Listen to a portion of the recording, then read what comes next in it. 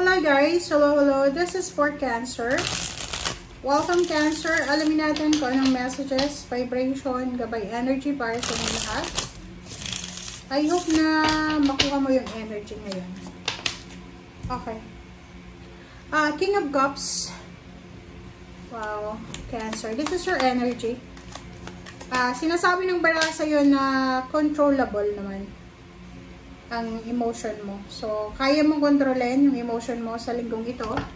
And sinasabi ng baraha, huwag tayong masyadong mabilis sa action natin sa linggong ito. And sabi na buwan, sinasabi na proteksyonan mo daw yung emotion mo. Okay, justice. There's a karmic blessings, contract signing. There's a justice coming para sa'yo.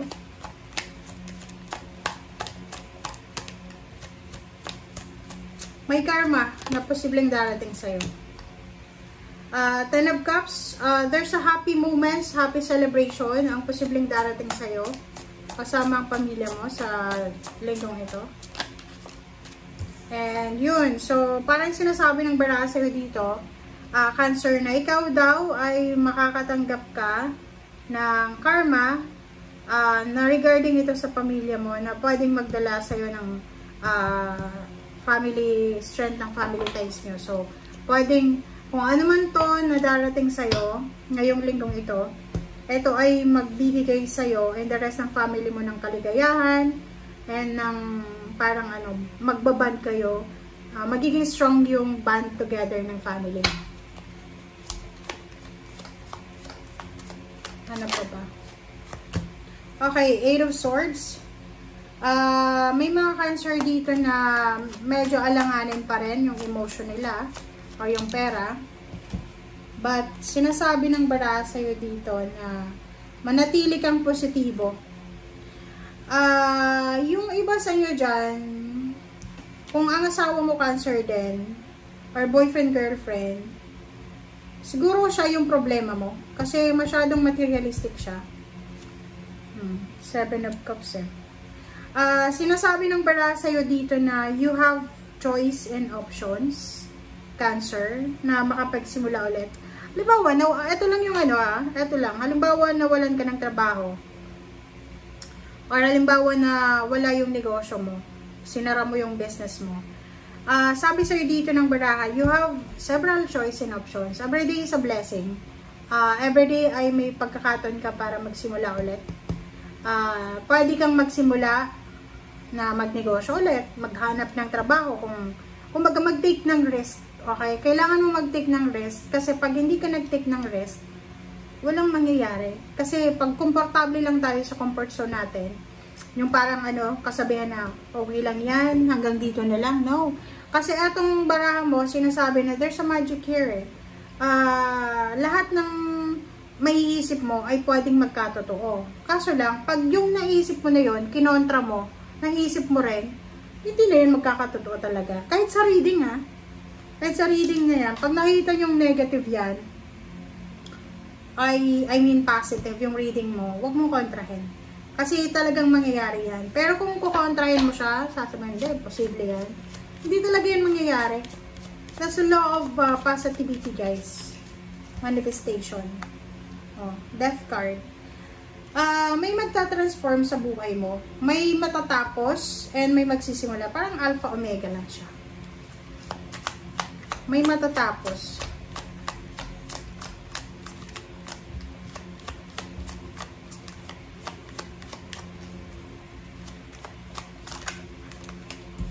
Okay. So, Seven of Swords. Diba? Parang sinasabi ng baraha, tapos na. May matatapos na third party, may matatapos na traiduran, may matatapos na problema, parang ganon. Or kung sino man itong taong ito na nagiging source of pain and heartaches mo, ay posibleng mawawala na siya sa buhay mo. Pwedeng dumistansya siya or ikaw yung dumistansya. Or kung patuloy kang niloloko, like for example, may business ka, tapos may mga empleyado ka na niloloko ka, this week ay may mga possible na kumbaga ebidensya na makukuha ka na niloloko ka talaga. Or even sa love life, diba? Sinasabi ng bara sa'yo dito na huwag tayong magta-travel ng napakalayo sa linggong ito. Okay? And huwag kang bibili ng sasakyan. Kasi pag bumili ka ng sasakyan, it's either yung sasakyan na yan ay sira yan, na magagamit mo lang siya ng 7 days. Or possible na kung ano man na binibenta na yan sa'yo ay pinag-iisipan ka ng masama. Yung parang binibenta sa'yo para lokohin ka. So, ingat-ingat tayo. Paglilipa na yung mga scammer sa buhay mo, sa buwan na to. So, yun lang. Kailangan mag-ingat. Ace of Wands and Nine of Wands. So, nakikita ko sa'yo dito, merong mga Cancer na sobrang pagod kayo. It's either pagod ka sa problema mo sa financial, pagod ka sa problema mo sa pamilya, or pagod ka kasi may sakit ka or masakit yung katawan mo.